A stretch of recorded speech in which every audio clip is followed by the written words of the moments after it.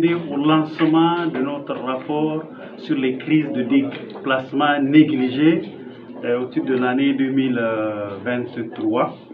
Donc, sur la base d'une analyse profonde d'un certain nombre de crises à travers le monde, nous avons établi un classement et nous avons produit un rapport qui décrit la situation dans les 10 crises humanitaires les plus négligées dans le monde.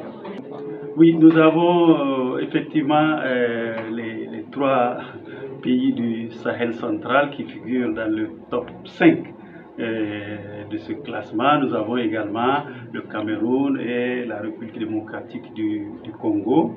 Et toutes ces crises sont des crises dans lesquelles nous avons beaucoup de populations qui sont déplacées en raison de l'insécurité, en raison des problèmes d'accès à l'assistance humanitaire.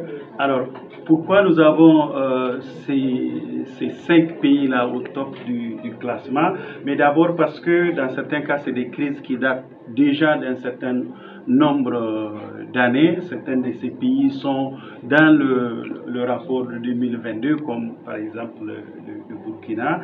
Et la situation du point de vue de la sécurité des populations, la situation du point de vue de la mobilisation des financements pour répondre aux besoins de ces populations n'a pas significativement évolué, donc c'est tout à fait normal qu'on retrouve les pays. Et nous avons parmi les 5 premiers pays, le Niger qui entre pour la première fois dans ce classement, et en raison notamment des facteurs de négligence dont nous avons parlé, c'est-à-dire l'attention, le manque d'attention des médias, le manque de volonté politique internationale pour trouver une solution durable à la crise, mais également la tendance au financement avec toujours des insuffisances par rapport à la couverture des besoins des populations. Mais vous l'avez dit dans la conférence, la négligence est un choix. Pourquoi cette région-là, d'après vous, est négligée? La négligence est effectivement un choix parce que les leaders du monde politique, du monde médiatique et humanitaire peuvent agir collectivement pour alléger la souffrance de ces populations. Pourquoi nous avons ces pays-là de manière spécifique dans le classement? Il ne faudrait pas perdre de vue que pour certains des pays, en plus de la crise sécuritaire, c'est des pays qui sont déjà confrontés aux effets du changement climatique.